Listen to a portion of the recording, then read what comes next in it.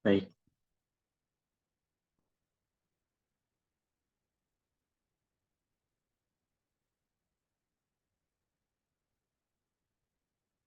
Ya, izin saya lanjutkan. Kita akan bahas mengenai aritmia, gangguan irama jantung.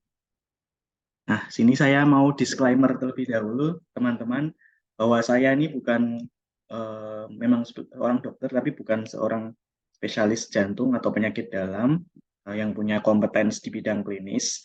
Tapi saya mempunyai background pendidikan fisiologi, sehingga nanti kita akan lebih banyak bahas di bagian sudut pandang fisiologinya, dari segi mekanisme terjadinya gelombang tersebut atau vektornya, arah gelombang tersebut.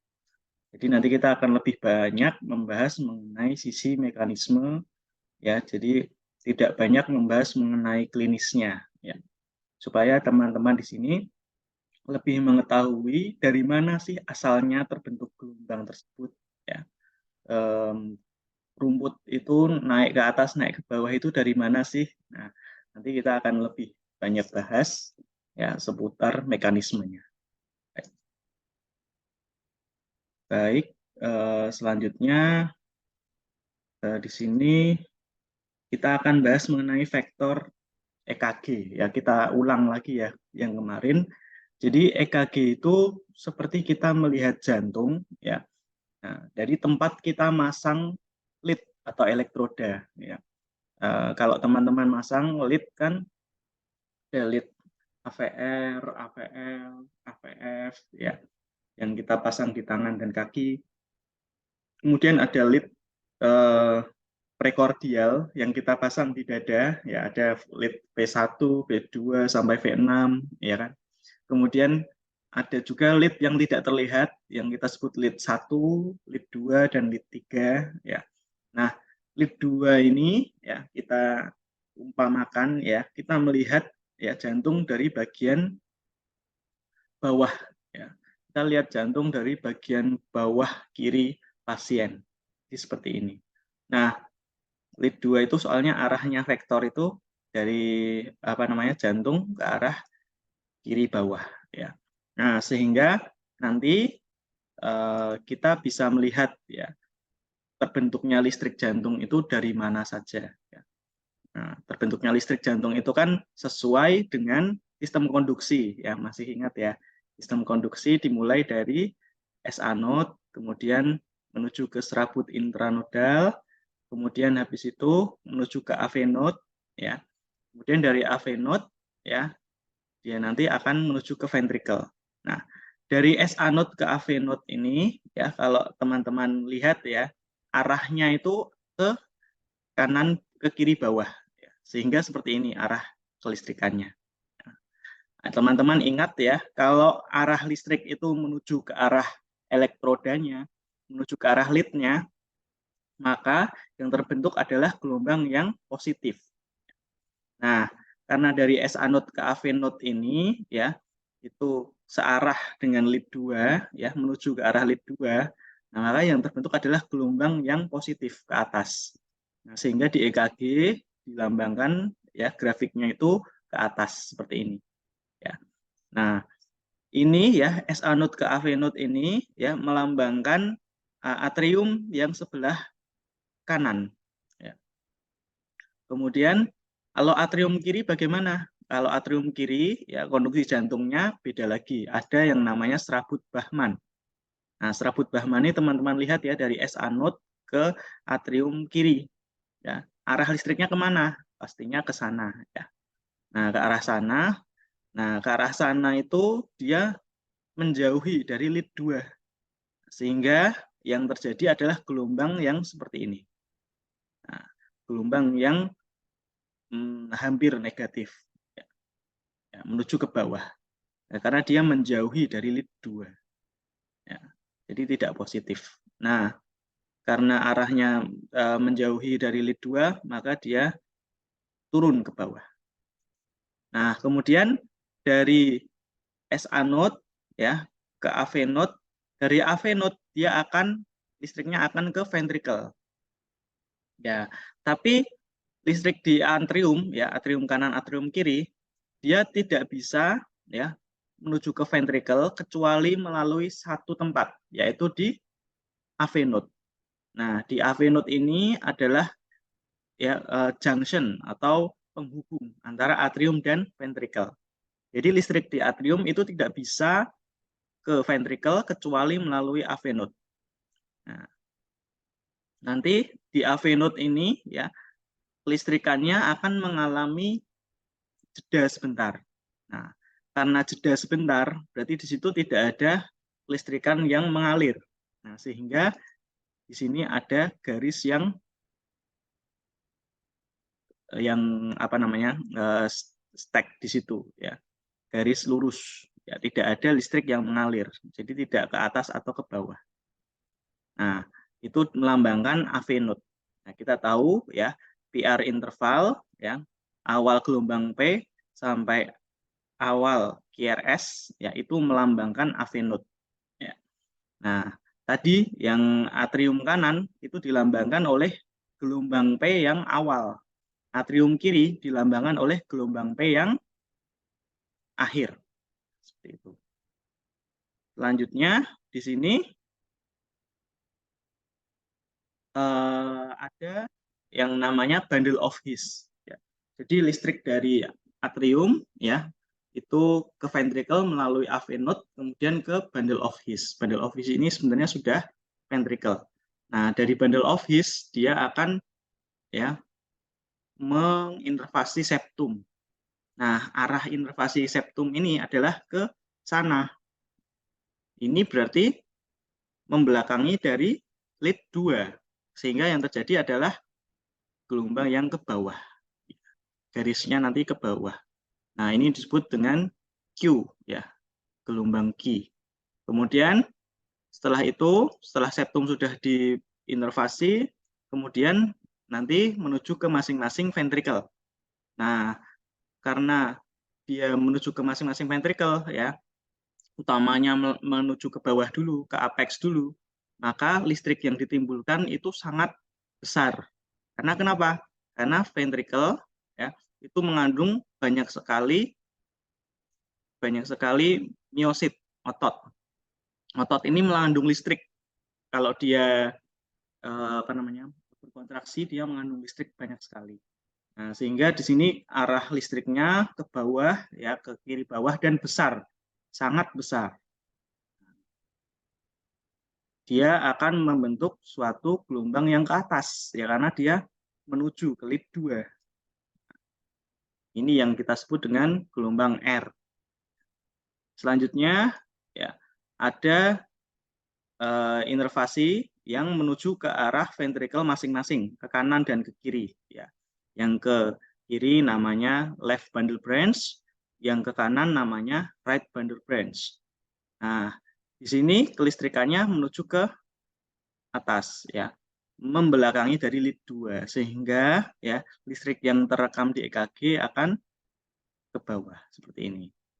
Nah, kemudian, ya, kelistrikan akan menuju ke masing-masing serabut, ya, serabut Purkinje, ya, mendalami dinding-dinding jantung. Nah, karena dia mendalami dinding-dinding jantung, maka gelombang yang terekam adalah gelombang yang lurus, ya. Nah, kemudian setelah itu, ya, adalah repolarisasi dari ventricle, ya. Kelistrikannya, ya, itu apa namanya, hilang. Nah, arahnya itu adalah menuju ke lead 2, sehingga yang terbentuk adalah gelombang seperti ini, gelombang yang positif. Nah, ini yang kita sebut sebagai gelombang T, ya. Nah, jadi seperti itulah kenapa kok terbentuk gelombang yang dinamakan PQRST, ya.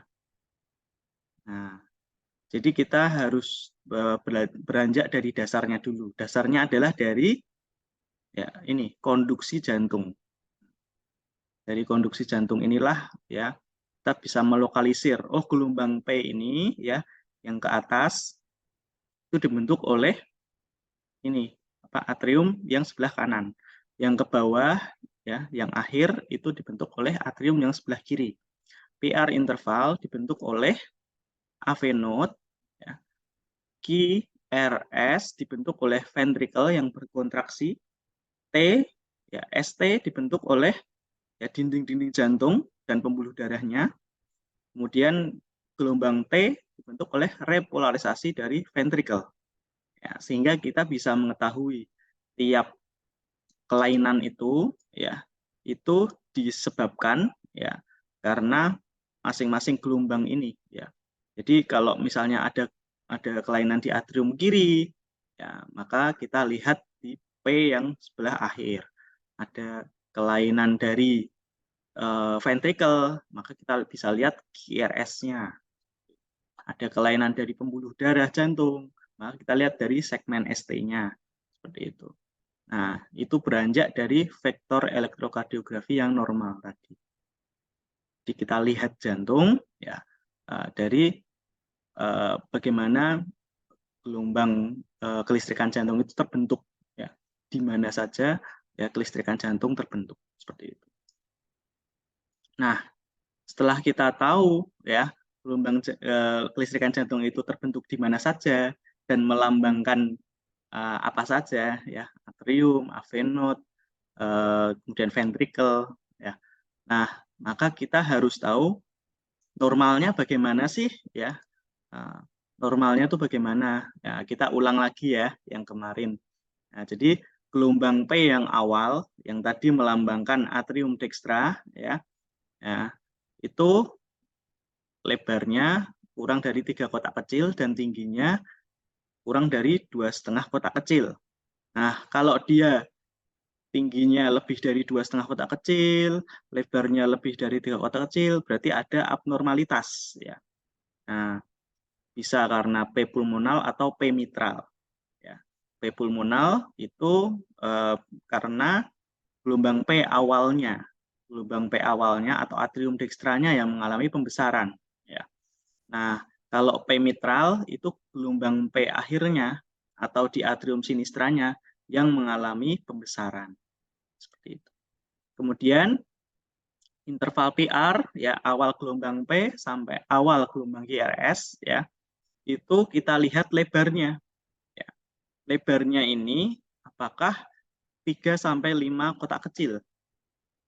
Nah, kalau dia kurang dari 3 kotak kecil atau lebih dari 5 kotak kecil, ya, maka AV node-nya lah yang mengalami gangguan. Bisa karena terlalu cepat, ya. Kalau terlalu cepat berarti ada jalan pintas dari atrium ke ventricle yang kita sebut sindrom preeksitasi, yaitu WPW dan LGL. Kemudian kalau terlalu lambat, ya, kalau terlalu lambat dari atrium ke ventricle lewat AV node kok terlalu lambat, lama, lebih dari 5 kotak kecil, nah, maka ada hambatan di situ, ada blok. Nah, kita sebut ya pemanjangan interval PR sebagai AV block. Kemudian gelombang QRS ya melambangkan ventricle ya. Nah, gelombang QRS ini kita bagi-bagi ya. Pertama kita lihat gelombang Q dulu ya, gelombang Q. Kalau gelombang Q itu dalam ya, dalamnya itu lebih dari sepertiga R, maka dia dinamakan Q patologis. Q patologis ini melambangkan kematian otot jantung. Kemudian kalau QRS ini ya yang melambangkan ventricle ini ya itu terlalu tinggi ya. Tingginya lebih dari 12 kotak kecil ya. Tingginya tinggi sekali ya. Nah, tidak biasa tingginya ya. Maka kelistrikan jantung di ventricle mengalami peningkatan. Kenapa kok bisa meningkat kelistrikan di ventricle? Nah, karena ventricle ya ototnya membesar, ruangannya membesar. Nah, yang kita sebut sebagai RVH atau LVH. Bisa ventricle kanannya yang besar atau ventricle kirinya yang besar. Nah, dari mana kita tahu itu ventricle kanan atau kiri? Ya, kita lihat dari sadapan EKG di prekordial, yaitu di lead. Masih ingat ya, kalau ventricle kanan yang mewakili ada lead Kalau ventrikel kanan yang mewakili adalah lead V1 dan V2. Ya, kalau ventrikel kiri ya yang mewakili adalah lead yang paling dekat dengan ventrikel kiri, yaitu lead V5 dan V6. Seperti itu ya. Jadi kalau kita lihat ya RVH atau LVH itu kita lihat dari lead yang ada di ventrikel tersebut, paling dekat dengan ventrikel tersebut. Yaitu kalau lead kanan di V1 dan V2, kalau ventrikel kiri di V5 dan V6. Seperti itu. Nah, kalau QRS ini mengalami pelebaran, ya, lebarnya itu lebih dari 3 kotak kecil, ya. Nah, berarti kok lama listriknya di ventrikel itu kok menjalarnya lama. Nah, kenapa kok lama? Karena dia ada hambatan. Nah, kita sebut juga dengan blok. Nah, bloknya di mana? Kalau di ventrikel kan kelistrikannya ya itu melalui right bundle branch atau left bundle branch. Sehingga hambatan atau blok di situ dinamakan RBBB, right bundle branch block atau left bundle branch block. Sekali lagi, dari mana kita tahu itu right atau left? Kita lihat dari ventrikel yang sadapan yang dekat dengan ventrikel tersebut. Ventrikel kanan diwakili oleh sadapan V1 V2, sadapan kiri ya ventrikel kiri diwakili oleh sadapan V5 dan V6. Seperti itu ya. Nah, kemudian kita lanjut ke segmen ST ya, yang mewakili dari dinding jantung atau pembuluh darah. Nah, dia normalnya ya garisnya ini ya segmen ST-nya ini itu sejajar ya dengan dengan kelistrikan awal jantung ya garis lurusnya EKG. Kalau dia naik atau turun berarti ada masalah di situ. Yang kita sebut ya normalnya ini adalah isoelektrik. Isoelektrik itu artinya dia gelombangnya tidak naik atau turun. Nah, kalau dia naik kita namakan sebagai ST elevasi. Kalau dia turun namanya kita namakan sebagai ST depresi. Atau ST elevasi itu melambangkan adanya infak ya. Infak itu sakit berat gitu ya, antara hidup dan mati ya. Dia bisa tetap hidup atau otot jantungnya bisa mati, itu namanya infak. Kalau ST depresi itu melambangkan iskemia atau kekurangan oksigen saja otot jantung seperti itu.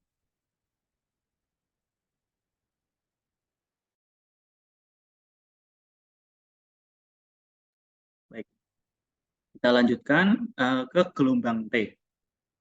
Gelombang T itu tadi melambangkan repolarisasi ventrikel atau ventrikel yang sedang beristirahat. Ya. Nah, istirahatnya ventrikel itu tidak boleh terganggu. Kalau terganggu, maka akan terjadi kerusakan-kerusakan dari otot jantung. Nah, di sini ditandai dengan T-nya ini terbalik. Kalau T terbalik ya atau T inverted itu melambangkan ada iskemia atau kekurangan oksigen dari otot jantung. Nah, kalau T-nya itu positif itu baik. Tapi kalau positifnya itu terlalu tinggi ya, terlalu tinggi lebih dari 5 kotak kecil, nah, maka dia melambangkan adanya kelebihan kalium atau yang kita sebut sebagai hiperkalemi. Tinggi lancip lagi, nah itu hiperkalemi banget. Kemudian selanjutnya ada gelombang yang harusnya tidak terlihat di EKG, yaitu namanya gelombang U. Gelombang U itu adalah gelombang setelah gelombang T. Nah, kalau ada gelombang setelah gelombang T, bukan gelombang P ya, gelombangnya itu setelah gelombang T, tapi kok bukan gelombang P. Nah, berarti dia ada suatu kelainan elektrolit berupa hipokalemi, kadar kaliumnya turun. Nah, gelombang U ini seharusnya tidak terlihat. Kalau terlihat berarti ada kelainan. Ya, inilah nilai normal EKG yang harus teman-teman hafalkan ya. Kalau bisa ya beserta kelainan-kelainannya ya, supaya teman-teman bisa mendiagnosis EKG tersebut ya. Gambarannya, kesannya itu apa?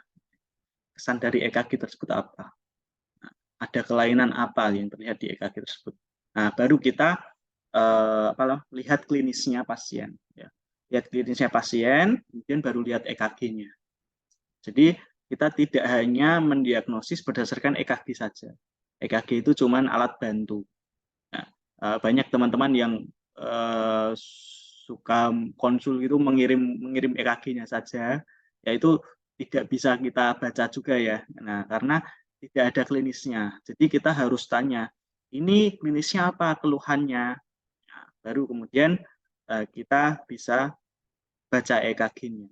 Karena tanpa klinis EKG itu tidak terlalu bermakna. Jadi ini wajib untuk dihafalkan ya teman-teman. Nanti akan kami kirimkan lagi di grup untuk teman-teman hafalkan untuk sebagai patokan. Ya. Ini kami rangkum dari buku-buku khusus elektrokardiografi dan buku-buku fisiologi. Baik, nah, kita akan membahas mengenai aritmia ya. Nah, aritmia itu adalah kelainan dari ritme jantung. Nah, ritme jantung yang normal itu berawal dari pacemaker atau pacu jantung alami. Pacu jantung alami kita adalah yang berada di sebelah kanan atas. Ya, namanya kita sebut sebagai SA node.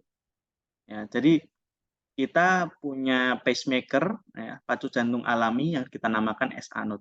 Nah, pacu jantung alami itu, ya, SA node kita itu, ya, itu menjadi pionir, ya, menjadi yang pertama, ya, untuk menghasilkan listrik itu karena dia paling cepat. Jadi, ya, seluruh sistem konduksi ini, teman-teman, ya, dari SA node, AV node, bundle of His sampai ke serabut Purkinje itu punya kemampuan untuk menghasilkan listrik sendiri sebenarnya. Jadi semuanya itu bisa menghasilkan listrik sendiri, teman-teman. Nah, kan tetapi ya yang paling cepat menghasilkan listrik adalah SA node. Jadi sebelum ventricle itu menghasilkan listrik, sebelum AV node menghasilkan listrik duluan, ya, yang menghasilkan listrik terlebih dahulu adalah SA node.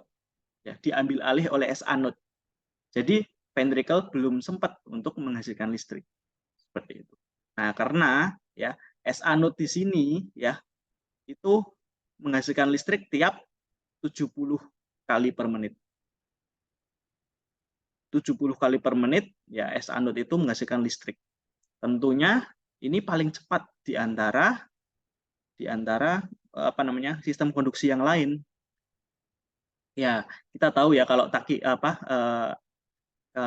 takikardi atau bradikardi ya itu batasnya adalah 60 sampai 100, yaitu dipengaruhi oleh parasimpatis dan simpatis ya. Nah, tapi dasarnya di sini SA node itu bisa menghasilkan listrik ya 70 kali per menit. Ini lebih cepat ya dibandingkan ya struktur-struktur yang ada di bawahnya. Sistem konduksi yang ada di bawahnya. Misalnya ya di sini ada sistem konduksi di atrium. Di atrium itu bisa menghasilkan listrik sendiri juga. Nah, tapi menghasilkan listriknya adalah lebih lambat daripada SA node, yaitu sekitar 60 kali per menit. Jadi sebelum dia menghasilkan listrik, ya listriknya sudah datang duluan dari SA node. Jadi tidak jadi menghasilkan listrik seperti itu. Nah, baru kalau SA node mengalami gangguan, ya mengalami kematian sel, ya, maka yang mengambil alih adalah yang paling cepat di bawahnya, yaitu atrium. Nanti heart rate yang ditimbulkan adalah 60 kali per menit. Nah, demikian juga ya, AV node ya itu juga bisa menghasilkan listrik, tapi lebih lambat lagi, yaitu sekitar 40 kali per menit. Jadi sebelum dia menghasilkan listrik ya sudah kedatangan listrik dari atasnya duluan, entah itu SA node atau atrium. Gitu. Nah, sedangkan di ventricle ya, ventricle menghasilkan listrik itu paling lambat sendiri. Sekitar 20 sampai 40 kali per menit. Jadi sebelum ventricle menghasilkan listrik, pasti yang atasnya sudah mengaliri listrik terlebih dahulu. Nah, kondisi-kondisi ya di mana ada kematian sel ya di pacemaker utama itu akan diambil alih oleh pacemaker yang bawahnya. Misalnya begini, SA node ini ya jika mati ya, atau mengalami gangguan sehingga tidak bisa menghasilkan listrik sendiri, maka yang mengambil alih adalah atrium. Nah, atrium dan SA node kalau ini mati tidak bisa menghasilkan listrik sendiri, maka yang mengambil alih ya kelistrikan jantung adalah AV node sehingga heart rate-nya 40 kali per menit. Nah, ventricle ya kalau misalnya ventricle tidak mati, sedangkan yang bagian atasnya mati, ya, SA node, atrium, sama AV node ini mati semua, ya, kelistrikannya mati, tidak bisa menghasilkan listrik sendiri. Nah, maka ventricle lah yang akan menghasilkan listrik. Tapi perlu diingat, heart rate-nya itu 20 sampai 40 kali per menit. Seperti apa itu denyut nadi seperti itu ya, denyut jantung seperti itu. Kira-kira apakah cukup untuk mengedarkan darah ke seluruh tubuh? Tentunya tidak. Maka akan mengalami gangguan hemodinamik nanti biasanya. Kita sebut dengan bradikardi. Nah, nanti kita akan bahas lebih lanjut seperti apa sih ya, kalau ventricle menghasilkan listrik sendiri. Baik, kita ulang tadi ya. Nah, kalau ya SA node ini ya listriknya dari SA node ya listrik normal ya listrik dari SA node kita sebut sebagai irama yang normal atau irama sinus. Kalau SA node ya mengalami kematian ya SA node-nya mati nih nggak bisa menghasilkan listrik, maka akan diambil alih oleh bawahnya yaitu atrium.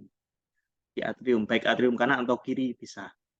Nah nanti kelistrikan yang timbul ya dari atrium ini ya kita namakan irama atrial.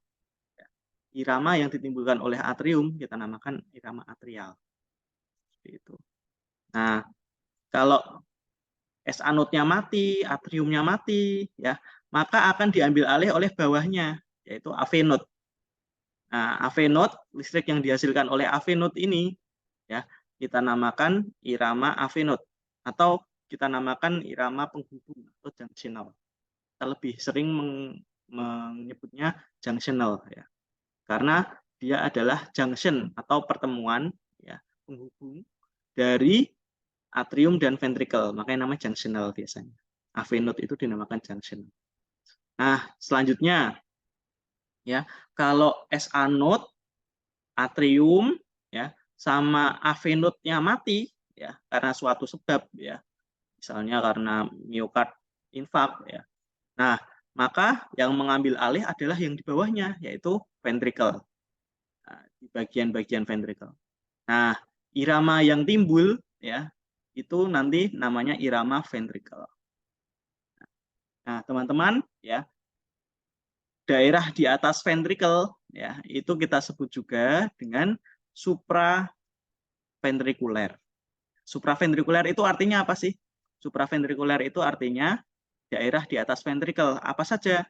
Ada sinus, ada atrial, ada AV node. Itu kita namakan supraventrikuler. Ya. Ya, jadi daerah di atas ventricle kita namakan supraventrikuler. Seperti itu ya.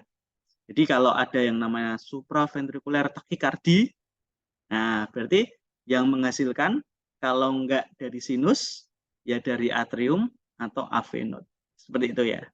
Kalau ventrikular takikardi pasti yang menghasilkan dari ventricle. Gitu.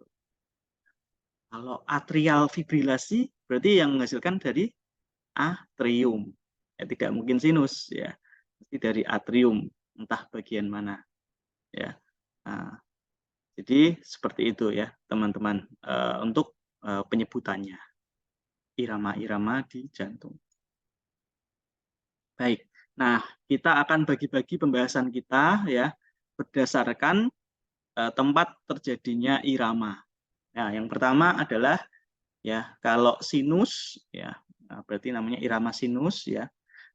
Kalau dari atrium namanya irama atrial, kalau dari AV node namanya irama junctional.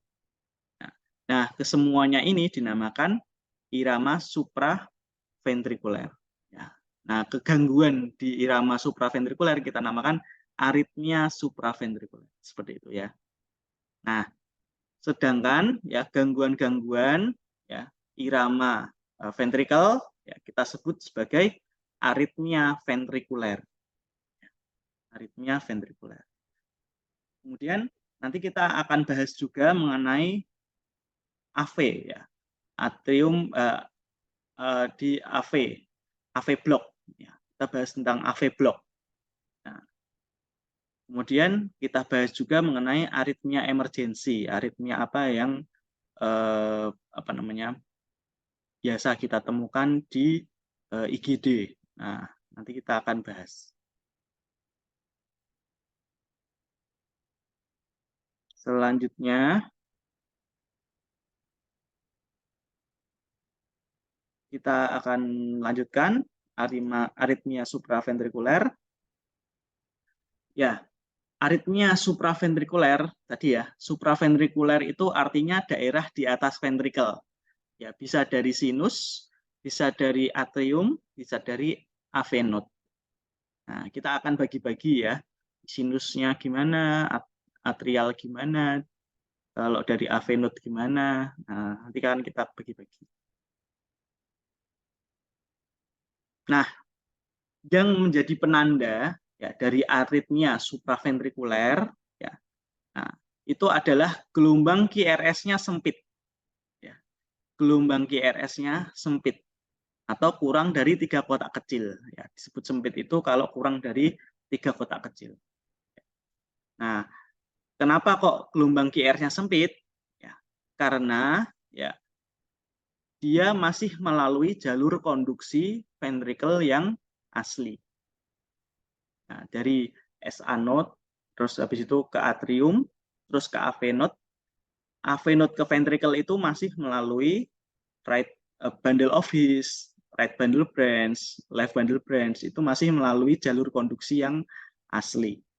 Jadi dia cepat, sehingga gelombang QRS-nya sempit. Seperti itu. Nah, nanti kalau aritmia ventrikuler, ya, ventrikelnya yang mengalami gangguan, konduksi ventrikelnya yang mengalami gangguan, maka dia akan mengalami pelambatan dari konduksi jantung. Maka gelombang QRS-nya lebar.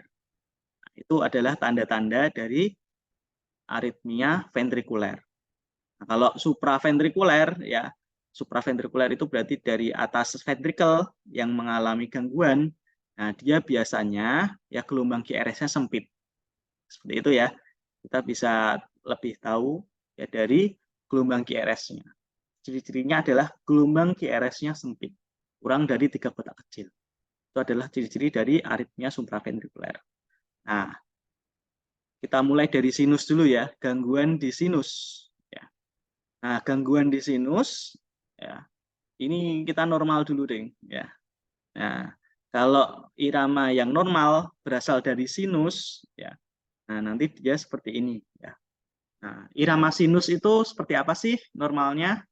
Nah, kemarin kita sudah bahas ya, ada 3 syarat, yaitu yang pertama, gelombang P-nya, gelombang P-nya itu positif di lead 1, 2, dan AVL, negatif di AVR. Itu adalah syarat dari gelombang sinus yang normal. Jadi positif di lead 2, ya, 1, 2, dan AVL, negatif di lead AVR. Gelombang P-nya harus positif dan negatif di situ. Kemudian gelombang P harus diikuti QRS. Habis gelombang P pasti ada QRS. Itu melambangkan sinusnya, gelombangnya dari sinus. Kemudian jarak R ke R sama. Jarak R ke R sama. Jadi nanti dilihat kompleks QRS-nya, terutama gelombang R, nah jaraknya harus sama. Nah, seperti yang ada di sini ya. Ini di lead 2, gelombang P-nya positif, kemudian gelombang P diikuti QRS, dan jarak R ke R-nya sama. Nah, ini melambangkan normosinus rhythm, ya, atau gelombang sinus yang normal. Nah, ini melambangkan kelistrikannya berasal dari sinus. Ya. Nah, ini adalah gelombang sinus normal ya. Positif di lead 1, 2, dan AVR, AVF ya.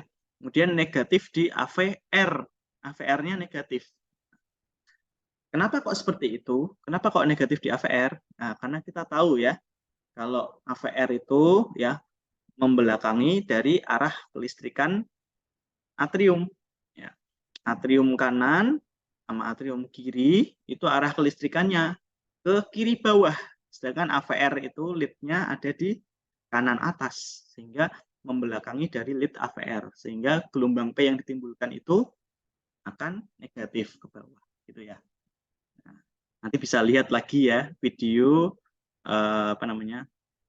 yang belajar EKG yang pertama. Nanti akan kami share di grup. Nah, ini adalah EKG dari normosinus rhythm. Nah, dan iramanya heart rate-nya di sini ya 100 sampai 75 kali per menit ya, 75 sampai 100 kali per menit. Jadi di sini normal ya. Nah, ini ya kalau teman-teman lihat ya, ini masih sinus ya. Gelombang P positif di lead 1, 2 dan AVF, negatif di AVR. Kemudian P diikuti GRS, kemudian jarak R ke R sama. Nah, tapi di sini yang menjadi berbeda adalah heart rate-nya. Nah, bagaimana cara menghitung heart rate? Kemarin sudah ya. Nah, kalau di sini ya antara 2 sampai 3 kotak berarti kita sebut sebagai 100 sampai 150 kali per menit heart rate-nya. Nah, berarti di situ ada takikardi. Ini asalnya dari sinus ya. Nah, asalnya dari sinus gelombangnya. Tapi heart rate-nya cepat sehingga kita sebut sebagai sinus takikardi. Seperti itu ya, teman-teman. Ya. Selanjutnya ini. Nah, ini ya. Ini teman-teman coba bisa lihat nggak? P-nya di mana ya? P-nya nggak bisa lihat. Apakah dia dari sinus? Apakah dari atrium? Apakah dari avenot? Kita nggak bisa lihat P-nya nih. Belum tahu dari sinus apa enggak. P-nya nggak ada nih. Dia ketutupan oleh gelombang T.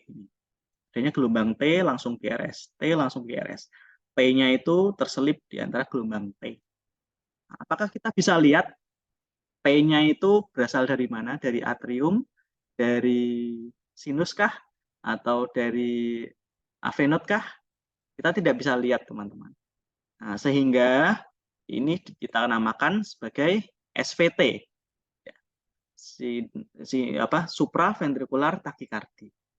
Jadi ya supraventrikular takikardi itu bisa saja ya takikardi yang berasal dari sinus. Cuman kita nggak bisa memastikan karena P-nya aja nggak kelihatan. Ya, jadi belum tentu ya SVT itu berasal dari atrium atau avenot. Nah, P-nya itu kita lihat dulu. P-nya kalau nggak terlihat ya kita namakan sebagai SVT gitu aja. Karena apa? Karena berasal dari supraventricle. Apa ciri-cirinya supraventricle? Kok tahu supraventricle? Karena QRS-nya sempit. Ya, dan masih reguler ya. Jadi ini namanya SVT. Kalau kita nggak bisa lihat ya gelombang P-nya, kita namakan SVT. Selama kompleks QRS-nya sempit. Nah, kalau seperti ini ya, apakah dia sinus? Ya, kita lihat lagi ya kriterianya ya. P-nya positif di lead 1, 2, dan AVF, negatif di AVR. Ya, memenuhi ya. Kemudian P diikuti QRS, normal ya. Kemudian habis itu jarak R ke R sama, jarak R sama nih. Nah, berarti apa nih? Tapi ini kelainannya adalah heart rate-nya. Heart rate-nya berapa nih? 1, 2, 3, 4, 5, 6. Antara 6 sampai 7 kotak. Nah, berarti dia sekitar berapa ya? 300 dikurangi 6, 50, kurang dari 50 kali per menit. Dia kurang dari 50 kali per menit. Heart rate-nya kurang dari 50 kali per menit. Nah, berarti di sini ada bradikardi, karena bradikardi itu kurang dari 60 kali per menit. Dia masih sinus, ya, tapi heart rate-nya sangat pelan. Kita namakan sinus bradikardi. Ya, jadi bradikardi, tapi iramanya masih sinus, kita namakan sinus bradikardi. Seperti itu ya. Nah, itu tadi adalah kelainan-kelainan di sinus ya. Sebenarnya masih banyak ya, ada sinus block, sinus arrest. Nah, tapi itu sangat advance ya. Kita sebagai dokter umum kayaknya nggak bisa mendiagnosis itu ya, harus ada pemeriksaan tambahan. Jadi tidak perlu kita bahas lebih lanjut. Yang penting kita tahu sinus tachycardi, sinus sinus bradikardi, sinus normal gimana, dan SVT seperti apa. Itu yang perlu kita tahu. Nah, selanjutnya kita akan bahas aritmia supraventrikuler yang berasal dari atrium. Nah, yang pertama adalah atrial flutter. Flutter itu artinya menggelepar. Ya. Menggelepar itu kalau teman-teman pernah lihat ikan menggelepar, ya, itu gerakannya bolak-balik. Nah, sama atrial flutter ini, ya, atriumnya mengalami gelepar. Ya. Atriumnya menggelepar. Harusnya kan atrium mompanya itu setelah ventricle ya. Atrium, ventricle, atrium, ventricle, atrium, ventricle. Tapi di sini atriumnya itu menggelepar sendiri ya. Atrium, atrium, atrium, ventricle, ventricle, ventricle. Atrium, atrium, atrium, ventricle. Atrium, atrium, atrium, ventricle. Jadi atriumnya seperti menggelepar. Nah, atrial flutter ini ya disebabkan ya, sebabnya kayak ini ya, namanya makro reentrant. Jadi gelombangnya ya itu muter, teman-teman. Gelombangnya itu muter. Jadi kelistrikannya itu muter. Sehingga atriumnya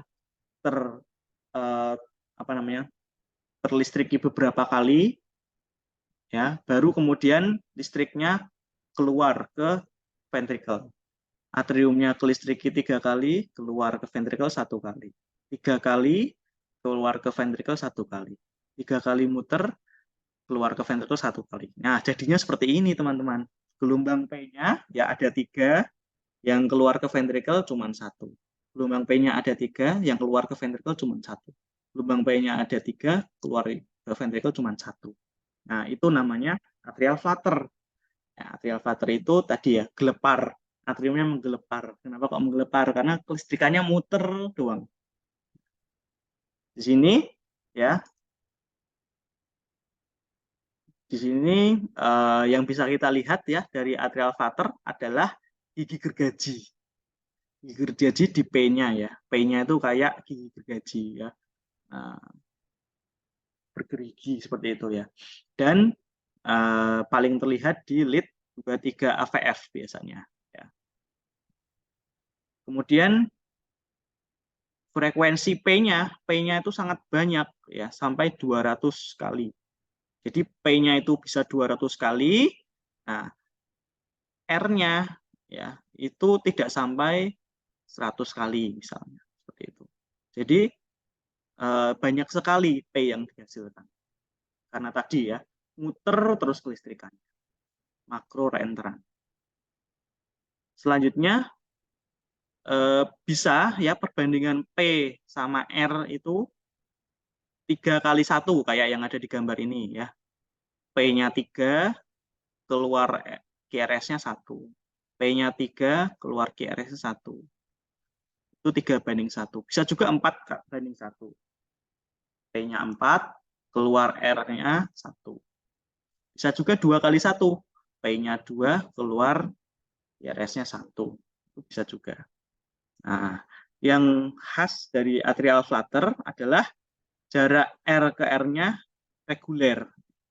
R ke R-nya masih reguler. Masih sama jarak R ke R-nya. Itu adalah khas dari atrial flutter. Nah, ada sawtooth, ada gigi gergaji tadi ya, ada reguler, ya jarak R ke R-nya reguler. Nah, kita namakan sebagai irregularly regular. Ini nggak normal, tapi dia masih reguler, ya. P-nya itu, R-nya masih reguler. Nah, kita namakan irregularly regular. Nah, teman-teman, tadi ya, karena di sini ya kelistrikannya muter terus, ya. Atrium itu berdebar beberapa kali, ya. Baru kemudian satu kali ke ventricle. Berdebar beberapa kali atriumnya, baru kemudian ventricle-nya dilistriki. Dilistriki atriumnya beberapa kali, baru kemudian ke ventricle satu kali. Nah, sehingga di sini ya respon ventricle-nya bisa kita bagi-bagi. Ya. Yang ke ventricle ini ya dia takikardi atau tidak ventricle-nya. R-nya ini, jarak R ke R-nya ini ya ini normal apa tidak. Kalau ini kan masih normal ya. Heart rate-nya masih 75 sampai 100. Heart rate-nya masih 75 sampai 100. Nah, berarti masih normal. Nah, kita namakan ini NVR. Normal ventricular response. Jadi respon ventricle-nya masih normal. Kalau respon ventricle-nya itu sangat lambat, ya bradikardi, ya heart rate-nya kurang dari 60 kali per menit, kita namakan slow ventricular response. Seperti itu. Nah, kalau jarak R ke R-nya ini sangat sempit, ya, sampai heart rate-nya itu lebih dari 100 kali per menit, kita namakan rapid ventricular response. Jadi nanti kita sebutnya atrial flutter normoventricular response. Ini kita sebut sebagai atrial flutter normal ventricular response. Seperti itu. Nah, kalau dia nanti takikardi ya lebih dari 100 kali per menit, kita sebut sebagai atrial flutter rapid ventricular response. Seperti itu. Ya. Jadi berdasarkan heart rate ya dari ventricle-nya itu berapa kali per menit. Kalau dia 60 sampai 100 berarti normoventricular response, kurang dari 60 slow ventricular response, lebih dari 100 rapid ventricular response. Seperti itu ya. Baik. Nah, ini adalah contoh dari atrial flutter, teman-teman. Nah, kita lihat ya. Kalau aritmia ya, teman-teman, itu di semua lead pasti terlihat ya. Di semua lead pasti terlihat. Tidak cuman di beberapa lead doang. Jadi jangan lihat aritmia itu di satu lead doang. Nggak mungkin di satu lead doang. Aritmia itu pasti semuanya juga terkena. Nah, contoh yang paling jelas terlihat tentu saja di lead 2 ya. Teman-teman lihat di lead 2 dan diperpanjang ya. Lead 2 diperpanjang. Di sini ya, misalnya contohnya ya. Nah, ini ada P, ada P, ada P, baru ada R, GRS. Ada P, ada P, ada P, baru ada GRS. Ada P, ada P, ada P, baru ada GRS. Nah, di sini berarti ada atrial flutter ya. Ada atrial flutter karena seperti gigi gergaji ya. Nah, jarak R ke R-nya sama, reguler. Jadi dia adalah atrial flutter. Nah, ini slow ventricular response. Kenapa? Teman-teman lihat ya. Nah, ini heart rate-nya berapa kali per menit ini? 1, 2, 3, 4, 5, 6. Ya, 6 kotak besar, jadi sekitar 50 kali per menit. Sehingga dia slow ventricular response, teman-teman. Ya. Jadi ini adalah atrial flutter slow ventricular response karena bradikardi. Ya. Nah, kalau yang ini, ya, kalau yang ini ya sama ya, atrial flutter ya. Ada P, P, P, kemudian GRS. P, P, P, kemudian GRS. Nah, ini dia atrial flutter juga ya. Jarak R ke R-nya reguler sama ya. Nah, atrial flutter juga 3:1 ya, 3P, 1 GRS. Nah, kemudian heart rate-nya gimana heart rate-nya? Nah, di sini heart rate-nya berapa nih? 4 sampai 5 kotak. Berarti sekitar 60 lebih ya. 60 sampai 75 kali per menit. Berarti normal ya. Nah, berarti heart rate-nya normal. Kita sebut sebagai atrial flutter normoventricular response. Jadi ventrikelnya ya heart rate-nya masih normal.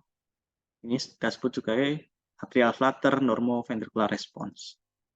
Nah, kalau yang ini kita sebut sebagai atrial flutter rapid ventricular response. Nah, kenapa kok rapid? Ya, atrial flutter rapid ventricular response. Nah, ini atrial flutter apa enggak? Ya pasti atrial flutter ya, karena bentuknya kayak gigi gergaji ya. Nah, dan reguler ya jarak ke P-nya. R ke R-nya sama. Nah, di sini kenapa kok rapid? Nah, karena dia 3 kotak besar, ya kurang dari 3 kotak besar. Berarti 100 kali per menit lebih ini. 1 sampai 150 kali per menit. Nah, sehingga kita sebut sebagai rapid ventricular response. Seperti itu ya, kalau dia lebih dari 100 kali per menit atau takikardi. Baik, itu tadi adalah atrial flutter ya.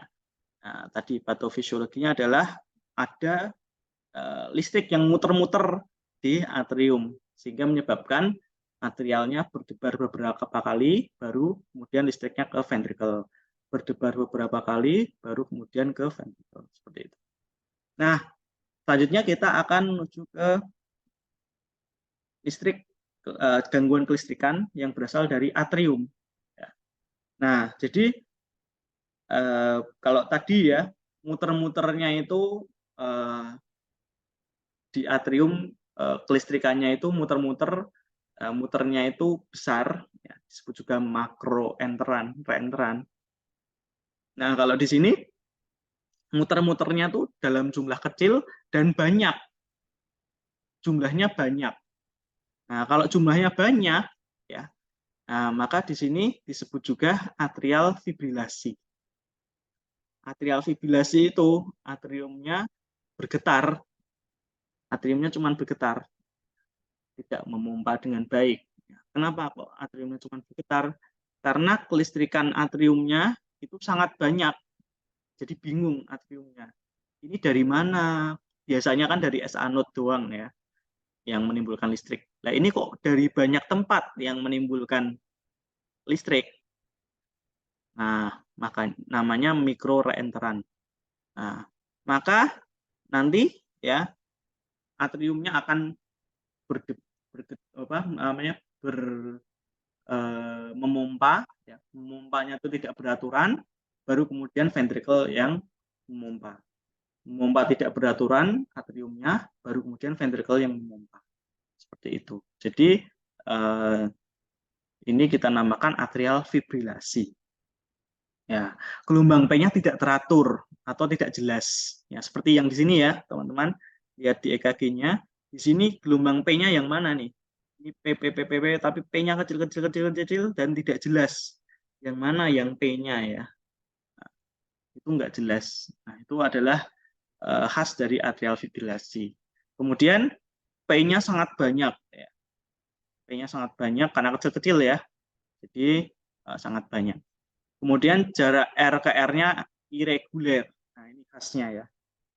Jarak R ke R-nya nggak sama. Nggak seperti atrial flutter tadi. Kalau atrial flutter tadi kan jarak R ke R-nya masih sama ya.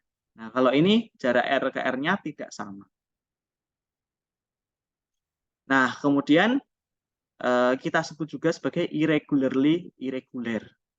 Jadi ini irregular ya, ada kelainan dan dia tidak reguler ya.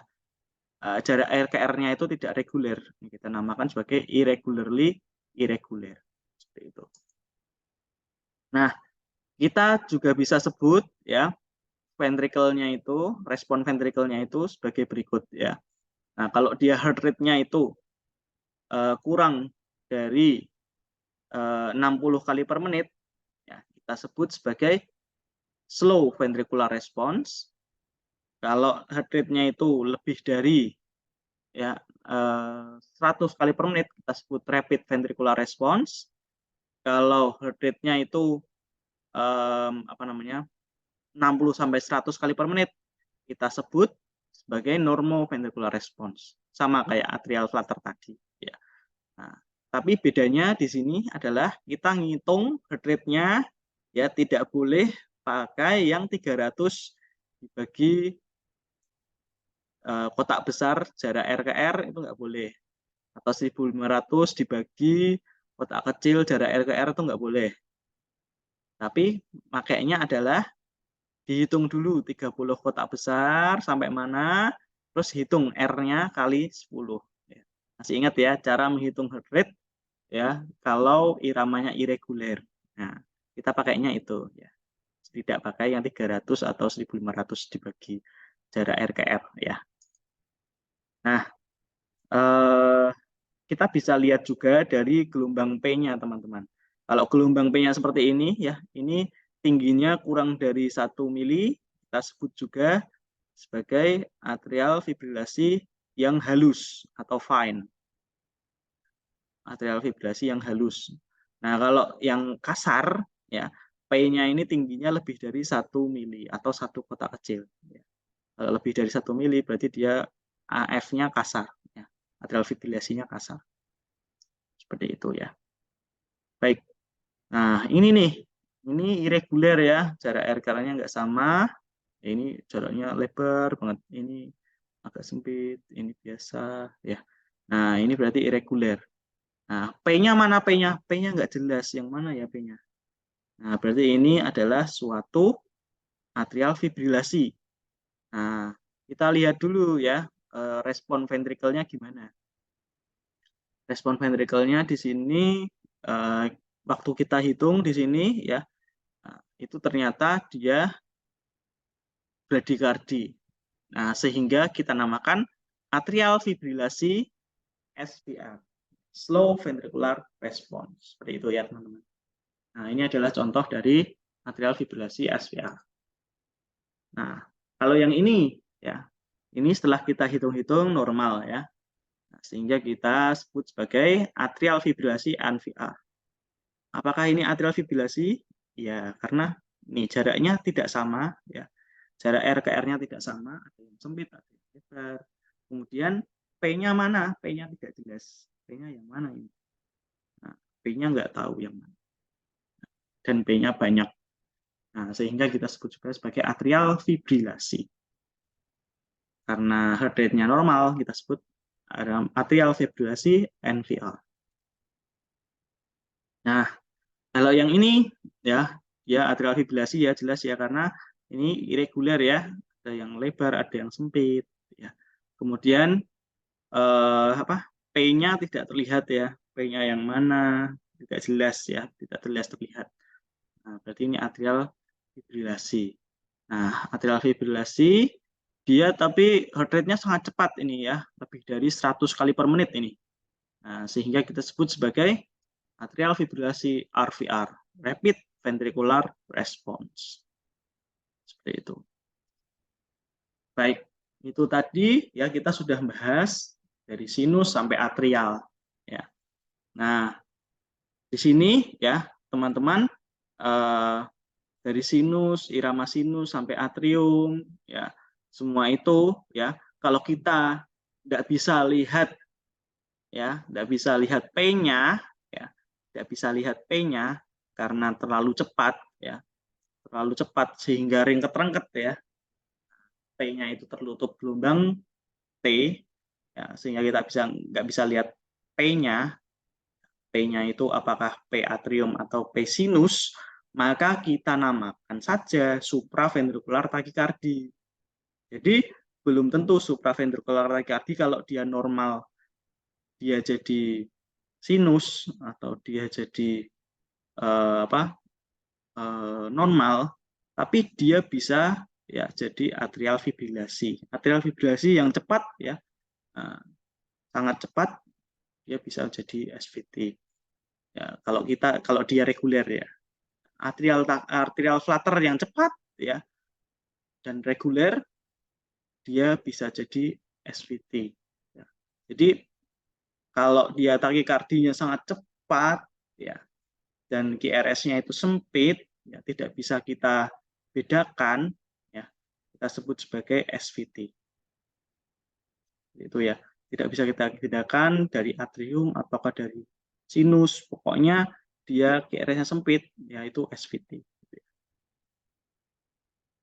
Nah, SVT ya ini seperti ini ya. Ini kan kita nggak bisa lihat ya, P-nya di mana, P-nya di mana, P-nya ketutupan sama gelombang T ini ya. Nah, ini gelombang T ini.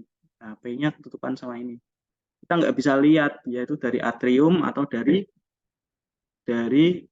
sinus atau dari junctional, kita nggak bisa lihat. Yang kita bisa pastikan adalah dia QRS-nya sempit. QRS-nya sempit berarti dia berasal dari atasnya ventricle, atau kita sebut sebagai supraventricle. Nah, sehingga kita sebut sebagai supraventricular tachycardia aja. Nah, ini juga ya, mana gelombang P-nya? Nggak bisa kita lihat ini.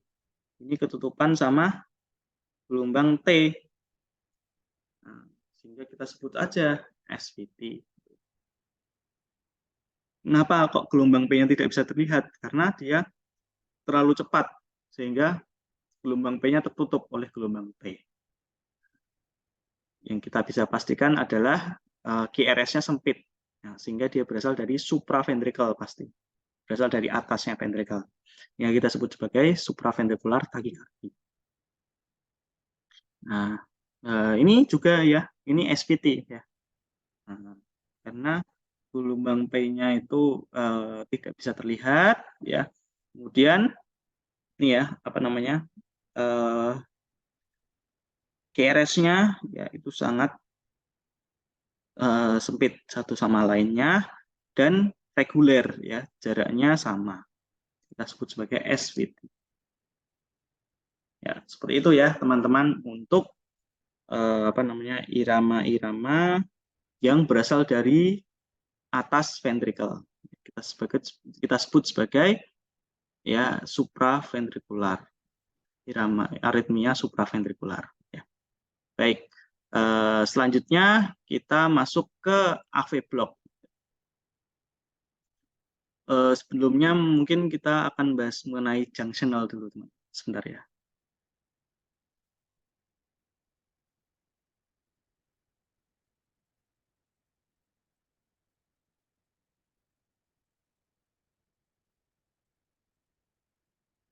Tadi kan dari atrium dan S anode ya. Nah, sekarang kita bahas dari AV node seperti apa.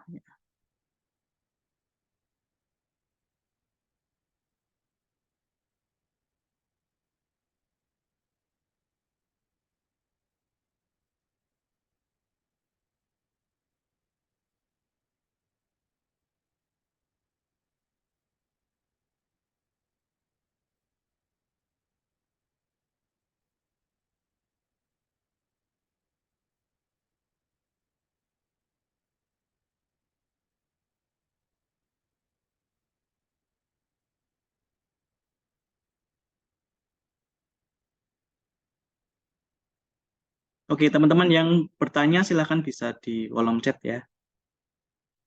Yuk. Baik. Ini sekarang ya, ini saya perkenalkan satu lagi ya, yang berasal dari atrium ya. Namanya atrial wandering pacemaker. Atrial wandering pacemaker ini ya adalah aritmia ya, yang dia itu berpindah-pindah ya. Jadi yang menghasilkan apa namanya, kelistrikan jantung itu berpindah-pindah. Yang berpindah-pindah di atrium. Yang namanya atrial wandering. Wandering itu apa namanya, berkelana ya.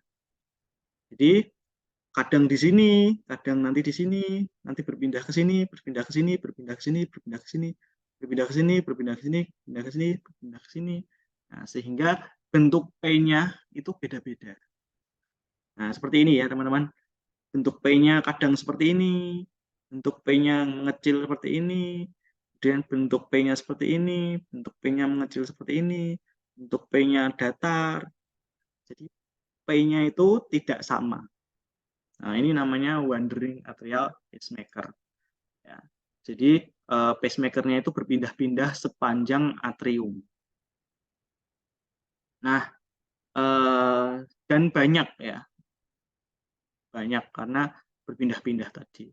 Gelombang P-nya berubah-ubah bentuknya. Nah, ini wandering pacemaker ya. Nah, kadang P-nya seperti ini, kadang seperti ini. Ya, kadang menonjol seperti ini. Nah, kemudian mengecil seperti ini, dan lancip seperti ini. Ya. Nah, jadi ini namanya wandering atrial wandering pacemaker. Ya, iramanya yang menghasilkan listrik itu berpindah-pindah pokoknya sepanjang atrium. Namanya atrial wandering pacemaker. Nah, jarang ya ditemuin. Nah, selanjutnya saya perkenalkan irama junctional.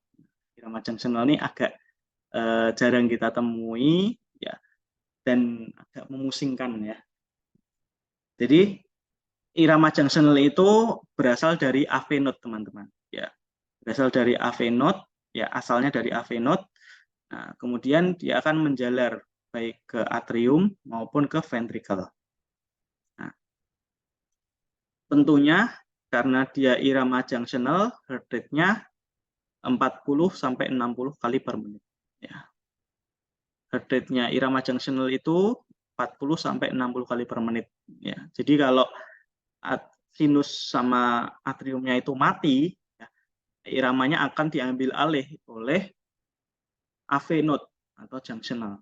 Nah, kalau iramanya diambil alih oleh AV node, maka iramanya tadi ya menjadi sangat berkurang 40 kali per menit. Ya, 40 kali per menit heart rate-nya pasti. Ya, cenderung bradikardi mesti ya. Nah, kita sebut juga sebagai junctional rhythm, ya, irama junctional. Nah, irama junctional ini kita bisa lihat dari mana? Dari P-nya, teman-teman. P-nya itu ya ada 3 bentuk. P-nya itu ada 3 bentuk dan terbalik, teman-teman. P-nya itu terbalik dan 3 bentuk. Nah, kenapa kok bisa 3 bentuk? Nah, jadi seperti ini. 3 bentuk itu seperti ini ya. Bentuk yang pertama ya, teman-teman ya. Bentuk yang pertama adalah P-nya sebelum QRS. Ini P-nya sebelum QRS, teman-teman. Ya, P-nya itu kebalik, teman-teman, dan sebelum QRS. Seperti ini ya. Nah, yang kedua adalah P-nya di dalam QRS. Artinya apa? P-nya hilang. P-nya nggak terlihat. Nah, ini adalah P sebelum QRS. Di dalam QRS. P-nya di dalam QRS. P-nya tidak terlihat. Ini adalah irama junctional. Nah, selanjutnya ini P-nya di setelah QRS. Jadi P-nya berada di setelah QRS. Ini ya, teman-teman, yang ke bawah ya. Ini P ini ya. Yang berada di bawah ini P. Dan setelah QRS ini P ya. Jadi P-nya itu bukan di depan QRS, bukan di belakang QRS, tapi di depan QRS. Nah, kenapa kok bisa seperti itu? Ya, teman-teman.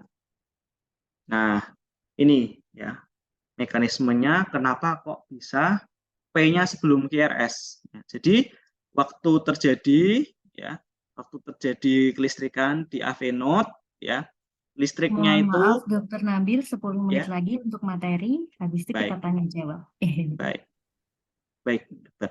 Setelah ini ya, jadi dari AV node ya, AV node itu akan memunculkan listrik. Listriknya itu menuju ke atrium dulu ya. Nah, menuju ke atrium, baru kemudian ke ventricle.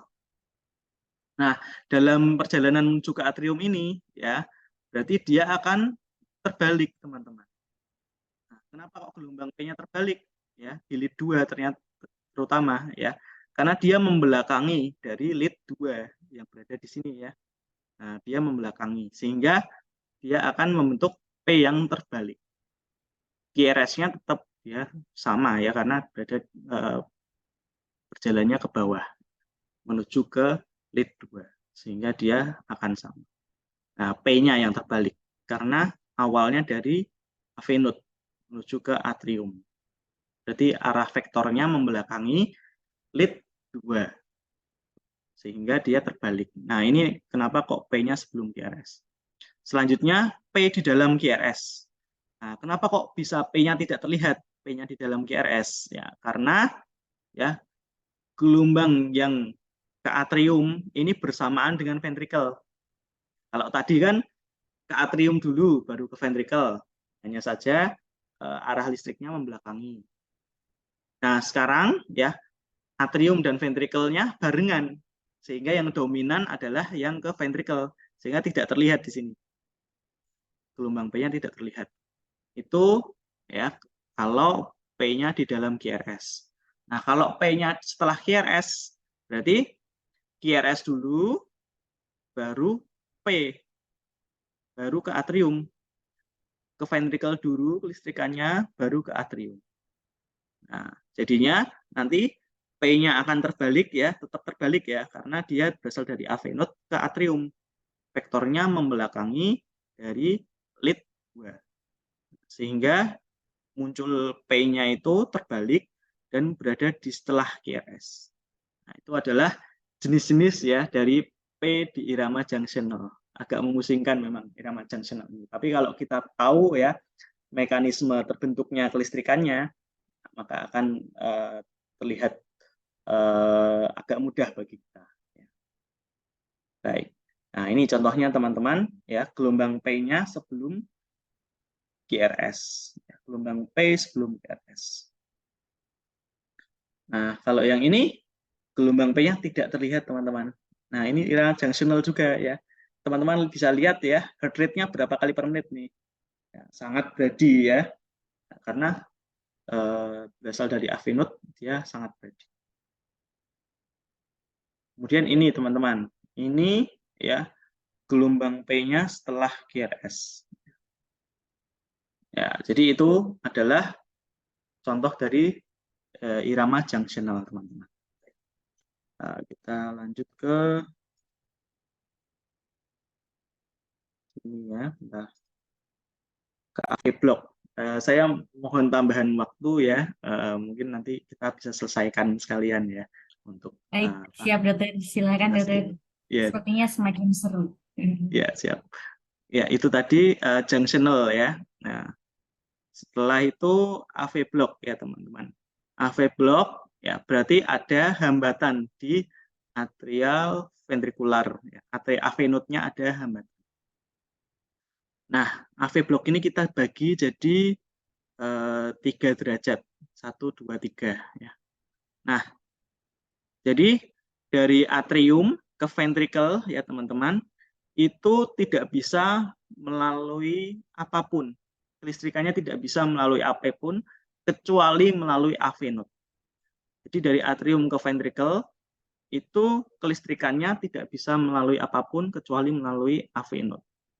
Sehingga AV node ini memegang peran penting ya bagi kesesuaian kelistrikan dari atrium ke ventricle. Jadi kalau AV node-nya itu mengalami kematian, nah, maka akan berakibat fatal bagi kelistrikan jantung. Nah, kalau normalnya ya, nah, ini kita perbesar aja ya, AV node-nya kita perbesar nih ya. Ini penghubung antara atrium dan ventricle. Ya, normalnya itu lancar-lancar aja ya teman-teman. Ya walaupun terhambat sedikit, tapi dia lancar-lancar aja. Nah ini kita nanti seperti ini ya teman-teman ya. Jadi dari awal gelombang P sampai awal QRS itu 3 sampai 5 kotak kecil. P kemudian diikuti QRS. Artinya dari atrium kemudian ke ventricle. Dan dia 3 sampai 5 kotak kecil, berarti lancar-lancar aja jalannya. Lancar-lancar aja jalannya dari dari atrium ke ventricle. Nah, kalau terjadi hambatan, ya hambatannya itu derajat 1, hambatannya tidak terlalu parah, nah jadinya seperti ini teman-teman. Kalau normalnya seperti ini ya, normalnya 3 sampai 5 kotak kecil, ya. Maka kalau terjadi hambatan, AV block derajat 1 itu seperti ini teman-teman. Nah, jadi dia akan sangat lama ya berkelok-kelok dulu menuju ke ventricle. Ada hambatan di sini. Ada hambatan di sini sehingga dari atrium, dari gelombang P menuju QRS itu akan sangat lama. Nah, jadinya seperti ini ya. Nah, jadi nanti PR intervalnya lebih dari 5 kotak kecil. Jadi lebih dari 5 kotak kecil, PR intervalnya itu kita sebut sebagai AV block derajat 1. Ya. Terjadi pelambatan impuls ya, tapi dari atrium tetap sampai ke ventricle, tapi lama. PR intervalnya memanjang sampai lebih dari 5 kotak kecil. Kemudian ini contohnya ya. Jadi habis P, kemudian QRS, tapi jaraknya sangat jauh. Ya. PR intervalnya lebih dari 5 kotak kecil. Nah ini adalah AV block derajat 1 ya teman-teman. Nah kalau derajat 2 ya kita bagi jadi 2 teman-teman. Derajat 2 itu artinya hambatan sebagian ya teman-teman. Kalau tadi hambatan yang ringan ya, di derajat 1 kan hambatannya ringan ya, cuman melambat aja. Nah, di sini hambatannya sebagian. Jadi sebagian listrikan dari atrium tidak sampai ke ventricle. Nah, itu disebut derajat 2. Nah, seperti ini ya jadinya ya.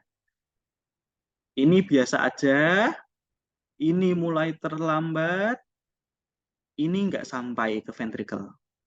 Ini biasa aja, ini mulai terlambat, ya berhambat, ini nggak sampai ke ventricle. Sehingga kita terjemahkan di EKG-nya seperti ini. Ya. Ini biasa aja, ini mulai terlambat, mulai memanjang, ya. Ini mulai memanjang lagi, yang ini habis dari atrium nggak sampai ke ventricle. Nah, ini merupakan AV block derajat 2. Nah, karena ada proses ya, awalnya biasa aja, kemudian semakin melambat, terus nggak ada. Nah, itu ada prosesnya. Kita sebut sebagai derajat 2A atau kita sebut sebagai Mobitz 1. Ya, Mobitz 1. Nah, blok impulsnya itu sebagian. Ya, sebagian nggak sampai ke ventricle. Nah, itu kita sebut sebagai derajat 2. Nah, dan ada prosesnya ya, dari yang biasa aja, semakin melambat, akhirnya nggak ada. Nah, kalau ini ya, ini contohnya yang derajat 2A ya. Ini misalnya ya, ini biasa aja ya, masih kurang dari 5 kotak kecil. Ini semakin memanjang lagi, semakin memanjang, akhirnya P, IRS-nya nggak ada. Nah, ini merupakan contoh dari AV block derajat 2A. Nah, kalau yang ini derajat 2B ya, ini seperti ini. Ini tiba-tiba menghilang ya, di ghosting ini. Ya, derajat 2B ya. Kalau normalnya seperti ini ya, derajat 2B di EKG-nya seperti ini. Normal-normal aja ya, normal, tidak memanjang sama sekali, tapi tiba-tiba hilang. Nah, ini biasa aja, kemudian hilang. QRS-nya hilang. Tidak dilanjutkan dari atrium, tidak dilanjutkan ke ventricle. Nah, ini berarti ada hambatan ya sebagian dari konduksi atrium. Dan tiba-tiba ya, tiba-tiba tanpa ada tanda-tanda apapun, tidak ada pelambatan sama sekali, tiba-tiba nggak ada konduksi ke ventricle, nggak ada GRS-nya. Nah, itu adalah derajat 2B. Kita sebut juga sebagai Mobitz 2. Ya. Ini beda ya, derajat 2A sama 2B. Tapi kesamaan di antara keduanya adalah tiba-tiba hilang, tiba-tiba nggak ada ke ventricle. Tiba-tiba ada kelistrikan atrium yang nggak sampai ke ventricle. Itu adalah derajat 2. Nah, kalau derajat 3, ini derajat 2 ya. Derajat 2 ini biasa aja, ini biasa aja, ini biasa aja. Tiba hilang. Nah, itu adalah derajat 2. Nah, kalau derajat 3, teman-teman ya, Derajat 3 seperti ini ya. Derajat 3 itu ya antara atrium dan ventricle sudah tidak ada hubungannya lagi ya. Jadi AV node-nya sudah mati. Jadi AV node-nya mati. AV node-nya tidak bisa menghubungkan lagi. AV node-nya terblok keseluruhan. Kita sebut juga sebagai total AV block. Nih, atriumnya ya itu urut ya. Ini kalau teman-teman lihat dia itu ritmenya sama ya, teratur. Nah, QRS-nya juga teratur, tapi berjalan sendiri-sendiri. Halusnya kan setelah P langsung QRS, P QRS. Nah, ini tidak diawali P. QRS-nya tidak diawali P. Jadi berjalan sendiri-sendiri. Nah, apa tanda-tandanya kalau QRS berjalan sendiri? Apa tanda-tandanya kalau ventricle-nya berjalan sendiri? Ya, itu adalah QRS-nya melebar, nggak sempit kayak gini, dia melebar. Ini adalah tanda-tanda kalau ventricle berjalan sendiri. Tidak ada hubungannya antara atrium dan ventricle, atau kita sebut juga sebagai total AV block, karena ada hambatan total dari AV node. Nah, ini adalah total AV block. Jadi QRS-nya lebar nih. Nah, artinya ya ventricle menghasilkan listrik sendiri. Kemudian atrium nih teman-teman, atriumnya ya, berjalannya memang ritmenya itu reguler ya, teratur, kan tapi berjalan sendiri. Tidak ada hubungan antara atrium dan ventricle. Ini adalah AV block derajat 3. Baik, ini juga ya AV block derajat 3. Teman-teman bisa bayangkan ya apa yang terjadi di jantung ya. Atriumnya mompa, ventricle-nya baru mompa, atrium mompa, ventricle-nya baru mompa. Nah, jadi jalan sendiri-sendiri. Kayak apa itu? Mompa darahnya. Ya, apakah sampai ke seluruh tubuh apa tidak? Ya, kita pastikan di sini tidak ya. Jadi pasti pasiennya mengalami gangguan hemodinamik. Baik, selanjutnya kita ke aritmia ventrikuler. Aritmia di ventricle. Nah, itu asalnya dari sini ya, teman-teman. Asalnya dari ventricle, aritmia ventrikuler ini. Nah, kalau dari ventricle tadi teman-teman bisa lihat ke belakang ya. Kalau berasal dari ventricle, biasanya dia bradikardi ya, kurang dari 20, ya, sekitar 20 kali per menit. Ya, seperti ini teman-teman.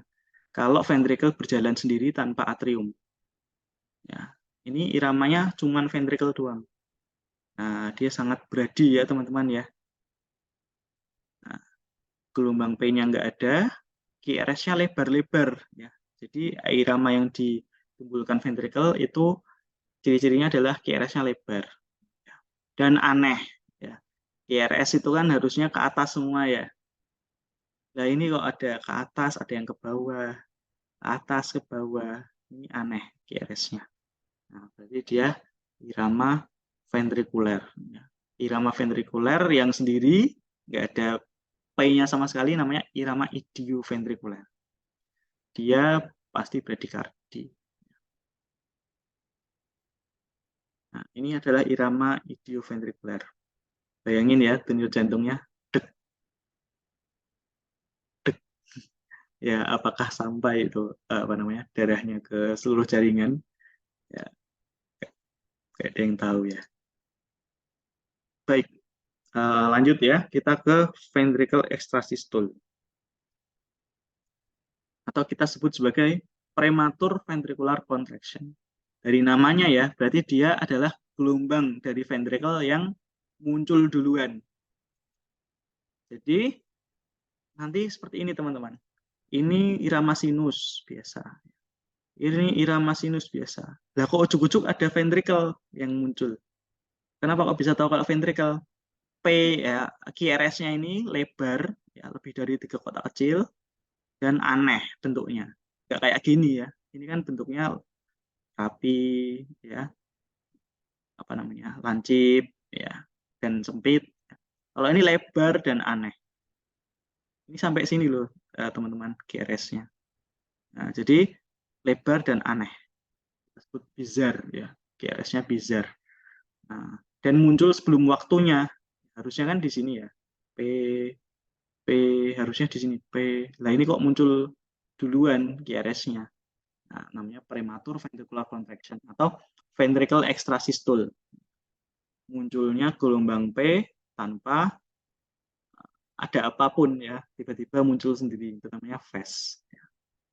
Nah, dan biasanya ya setelah ada phase ini, gelombang phase ini, gelombang QRS yang besar dan aneh ini, itu biasanya ada jeda. Jedanya panjang, baru kemudian muncul lagi P, QRS. Jadi ada jedanya.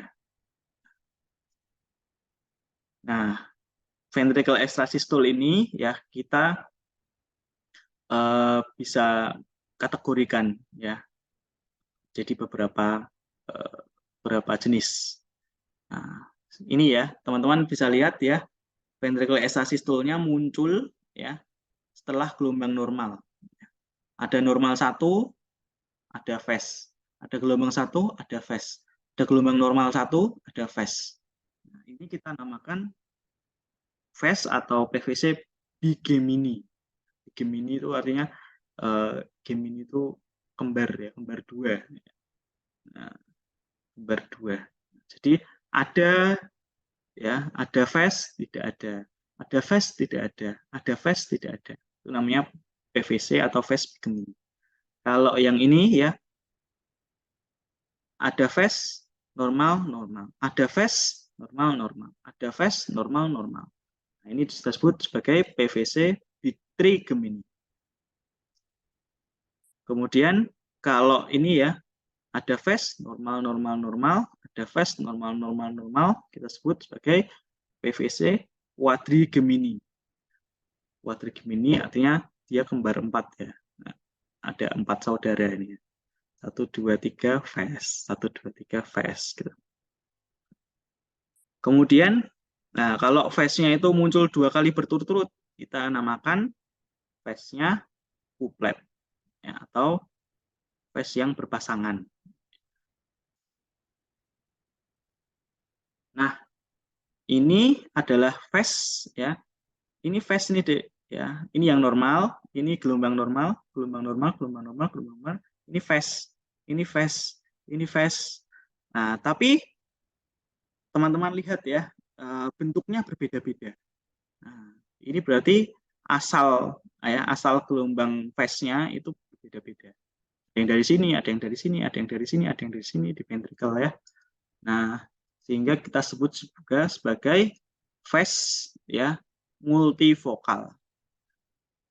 Asalnya itu berbeda-beda, lebih dari 2 sumber. Nah, lebih dari 2 atau lebih dari 2 sumber. Nah, bentuknya juga berbeda-beda, kita sebut juga polimorfik. Kalau cuma satu sumbernya dan bentuknya sama, kita namakan univokal atau monomorfik. Nah, kalau phase-nya itu ya munculnya sangat jarang, ya, munculnya misalnya cuma 1 kali aja, habis itu nggak ada sama sekali. Nah, kita sebut sebagai phase okasional. Jadi phase yang muncul hanya jarang sekali, ya, tidak terlalu sering. Itu namanya phase okasional. Nah,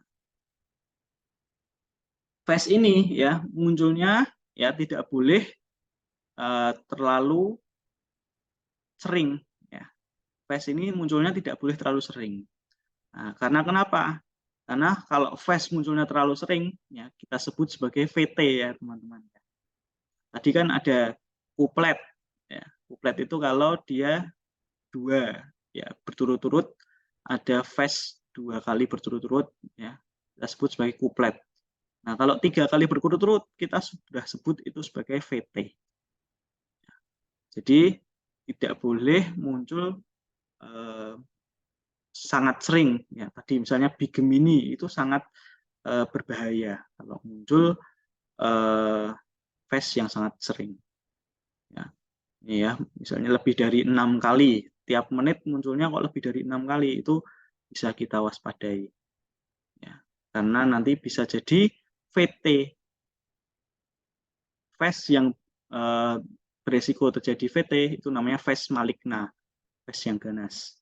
Nah, phase yang ganas itu kita bisa lihat di sini ya, T ya, tepat pada T, muncul phase tepat pada T. Itu phase yang ganas. Karena apa? Kalau gelombang R ini pas muncul di T, nanti bisa menimbulkan adanya VT. Ini namanya R on T. Kita sebut juga R on T. Ada phase munculnya pas gelombang T. Itu pasti nanti jadi VT. Ini phase yang ganas. Ya. Phase yang maligna. Seperti itu. Nah, ini adalah contoh phase bigemini ya. Normal, phase, normal, phase, normal, phase, normal, phase. Ini bentuk VT-nya juga beda-beda ya. Berarti ini multivokal ya. Ya ini kalau yang ini ada phase, normal, normal. Ada phase, normal, normal, normal, ada phase. Ini berarti PVC atau phase quadrigemini. Kalau yang ini ya phase, normal, normal, phase, normal, normal, phase. Ini kuplet ya. Kuplet dan trigemini ya.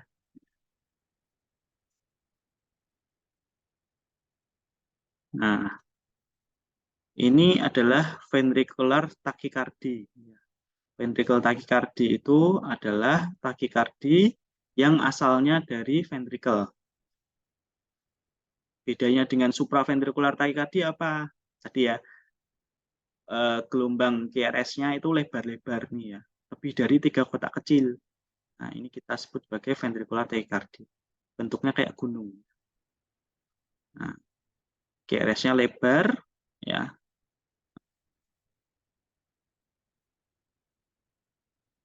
Dan ini khasnya dari VT ya. Ada yang namanya capture beat.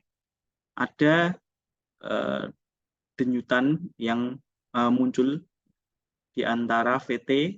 Nah, ini khas dari VT. Namanya capture beat. Atau bisa muncul fusion beat. Nah, kalau fusion beat ini gabungan antara supraventricular dan ventricle. Ada QRS lebar ya di tengah-tengah VT. Ini namanya fusion beat. Nah, atau ada Brugada sign, Josephson sign yang bisa teman-teman baca sendiri nanti ya. Apa itu Brugada sign dan Josephson sign. Nah, ini adalah tanda-tanda dari VT. Pasti VT kalau ada. Nah, ini apakah VT? Ini adalah VT teman-teman ya. Jadi kalau ada phase 3 kali berturut-turut ya, QRS lebar dan aneh, tapi 3 kali berturut-turut itu namanya sudah VT. VT-nya tapi yang namanya non-sustain. Nah, ini namanya non-sustain VT. VT-nya 3 kali berturut-turut atau lebih, durasinya kurang dari 30 detik, itu namanya non-sustain VT. Ya. Nah, kalau sustain VT kayak yang di awal tadi ya, gunung-gunung semua lebih dari 30 detik, nah dia namanya sustain VT. Nah, ini namanya sustain VT, ya. QRS-nya lebar, ya. Ini namanya VT. Pasti. Nah, ini juga VT ya. Nah, ini juga VT ya. Bentuknya seperti gunung-gunung. QRS-nya lebar.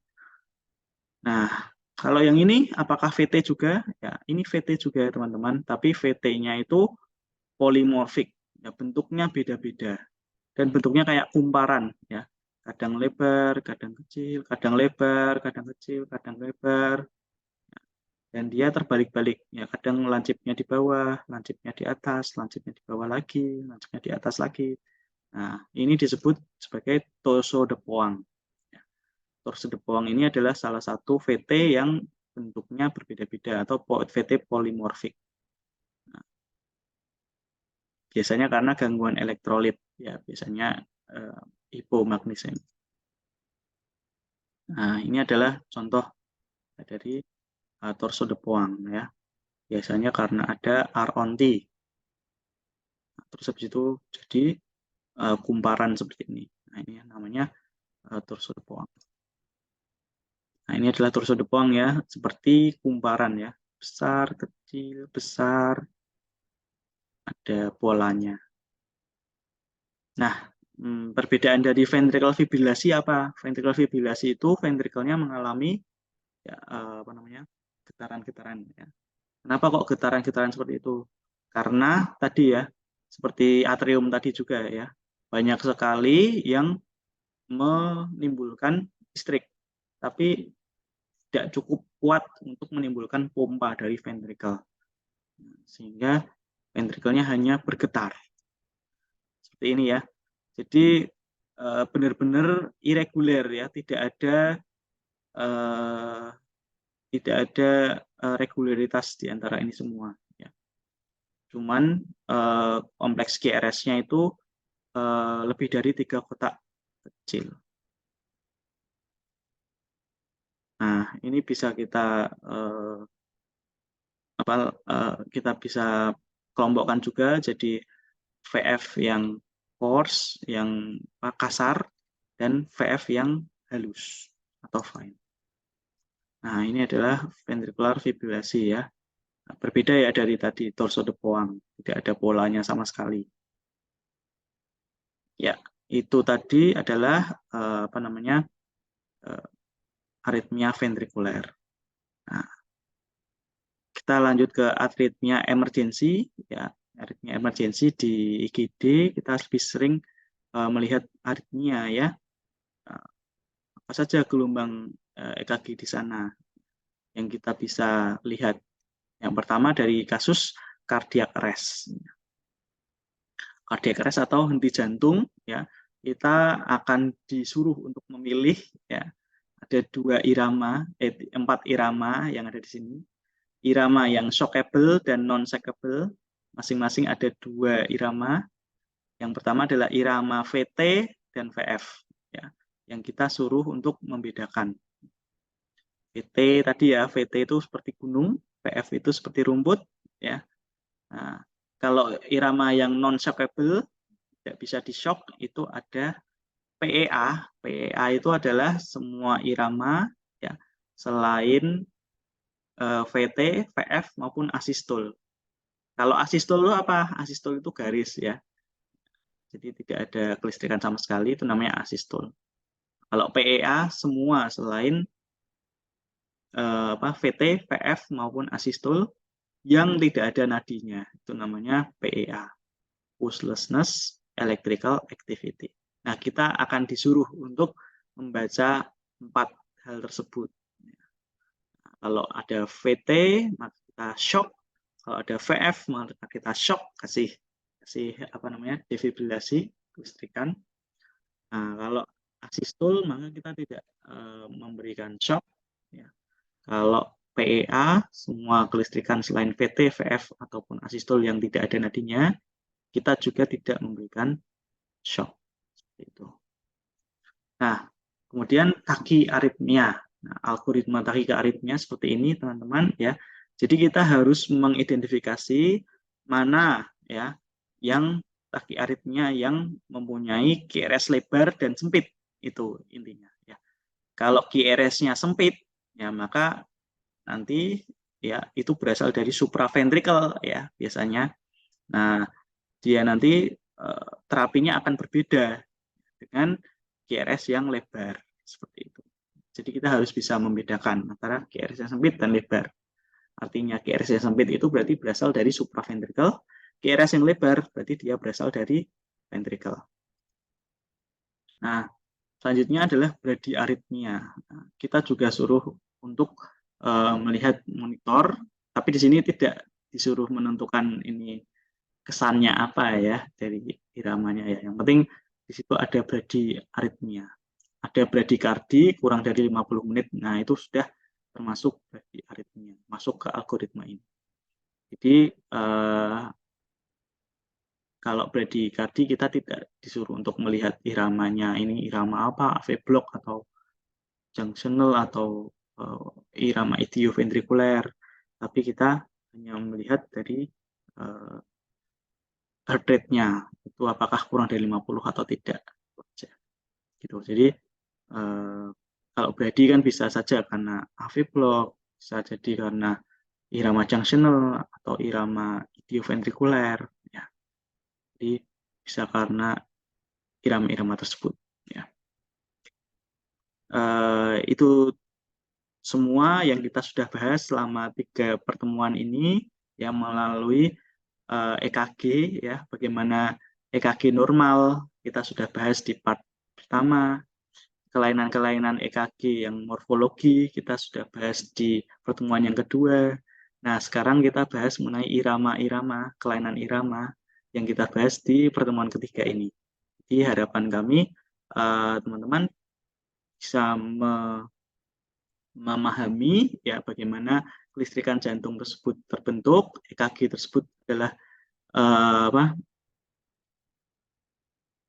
hasil dari keluarnya kelistrikan jantung yang berasal dari bagian-bagian jantung yang bisa kita lihat ya dari elektroda-elektroda yang terpasang ya, di tubuh pasien, sehingga kita bisa mengetahui kelainan-kelainannya. Bisa dari kelainan iramanya yang kita bahas hari ini, kelainan dari laju jantungnya, atau kelainan dari gangguan konduksinya, gangguan dari aksisnya, ya, gangguan dari ketebalan ventrikel atau atrial, ya, gangguan dari pembuluh darah jantungnya, ataukah ada inflamasi, apakah ada kelainan bawaan yang menimbulkan jalan pintas dari atrium ke ventrikel atau disebut sindrom pereksitasi, apakah ada gangguan elektrolit, apakah ada efek obat, apakah ada pemakaian alat pacu jantung, itu bisa kita lihat semua dari EKG, sehingga saya kira wajib bagi kita ya terutama yang di kedokteran untuk mendalami EKG. Nah, dengan memahami fisiologinya, cara terbentuknya gelombang tersebut, maka kita bisa lebih paham ya bagaimana kelainan-kelainan tersebut bisa muncul. Ya. Nah, ini adalah terapi-terapi dari aritmia ya. Tidak perlu saya jelaskan, nanti bisa teman-teman perdalam sendiri. Ya. Terapi aritmia ada terapi listrik ya, pakai defibrilator atau pakai kardioversi atau pakai pacing jantung, ya itu semua adalah terapi listrik. Bisa juga dengan terapi ablasi, ya terapinya invasif, memasukkan benda ke dalam jantung. Nah, nanti akan di ablasi ya, vokal aritmianya ada di mana fokusnya. Nah, itu tadi beberapa hal yang perlu kami sharingkan bersama-sama guna pemahaman kita bersama mengenai fisiologi kelistrikan jantung, EKG ya. Baik, mungkin itu yang bisa saya sampaikan. Terima kasih. Mungkin bisa dilanjutkan pertanyaan. Ya, baik. Terima kasih Dokter Nabil. Bagaimana teman-teman semuanya? Ada yang ingin ditanyakan? Lengkap sekali tadi dari banyak materi. Terus dari part 1, 2, 3. Dan memang benar-benar EKG itu belajarnya harus pelan-pelan ya, Dok. Dan sering. Bagaimana mungkin dari teman-teman sejawat ada yang ditanyakan? Bisa melalui pertanyaan dengan langsung atau melalui kolom chat. Atau mungkin nanti kalau ada ingin bertanya selanjutnya tiba-tiba, oh tadi saya lupa gitu, mungkin bisa langsung tanya di IG Hipokampus mungkin gitu ya. Iya, ya bisa di apa WhatsApp juga ya dok. Jadi kita udah punya WhatsApp grup. Oh iya, ada di WhatsApp tadi bisa langsung bertanya di WhatsApp. Kayaknya ada yang masih bingung gitu. Nah, itu bisa ditanyakan langsung di WhatsApp. Ya, ini ada pertanyaan dok, langsung saya. Oh iya, Permisi dokter, izin bertanya mengenai aritmia emergensi.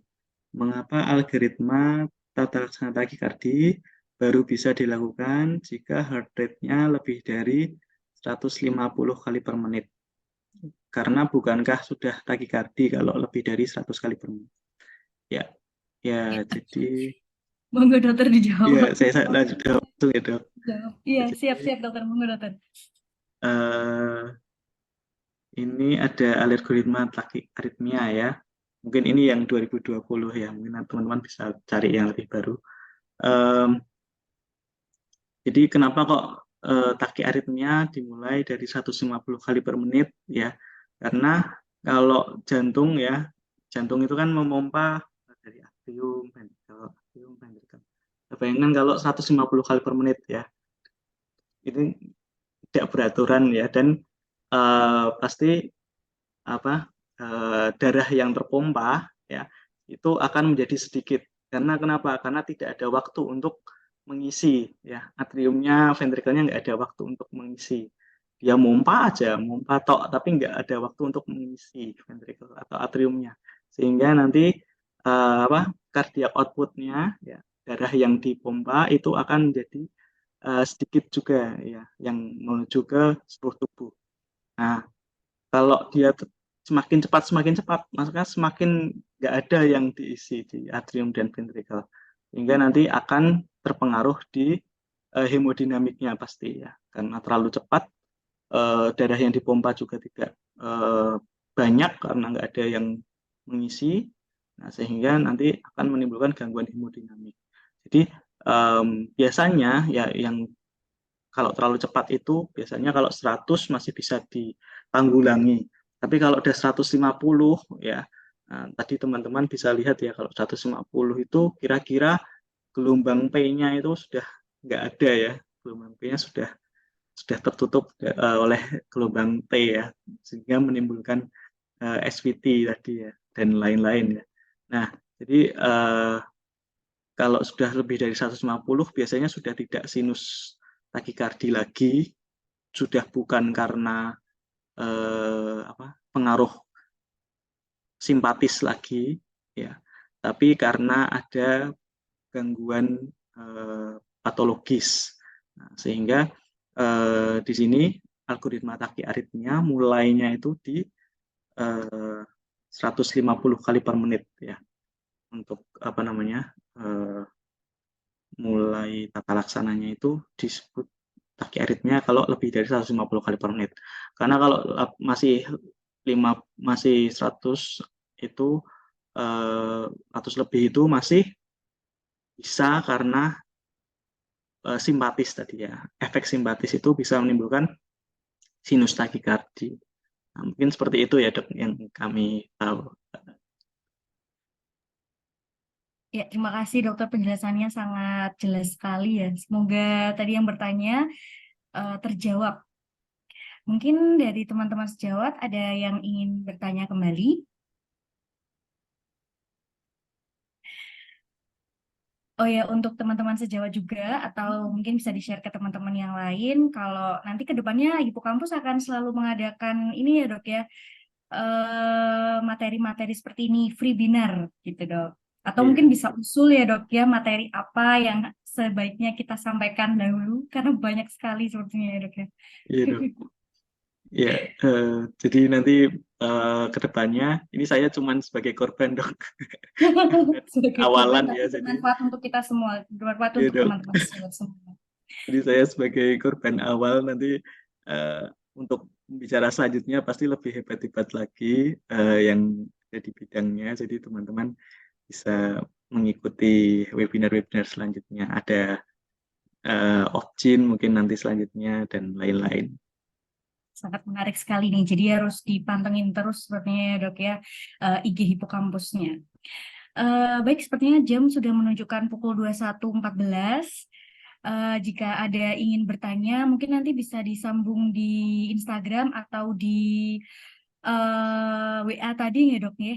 Seperti itu. Jadi nanti ke depannya akan ada materi-materi yang lebih wow lagi. Kalau masih ada yang bingung tentang EKG bisa ditanyakan lagi. Seperti itu, terima kasih kepada Dr. Nabil Hajar atas ilmunya yang sangat bermanfaat ini. Semoga menjadi amal jariah buat Dr. Nabil dan bermanfaat untuk kita semua. Amin. Baik, saya tutup free webinar pada malam hari ini dengan bacaan Alhamdulillah bersama-sama. Alhamdulillah beralamin.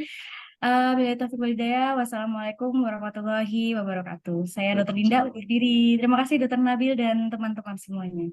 Ya, terima kasih dok. Terima kasih Sami-sami, teman-teman. dokter. Dokter.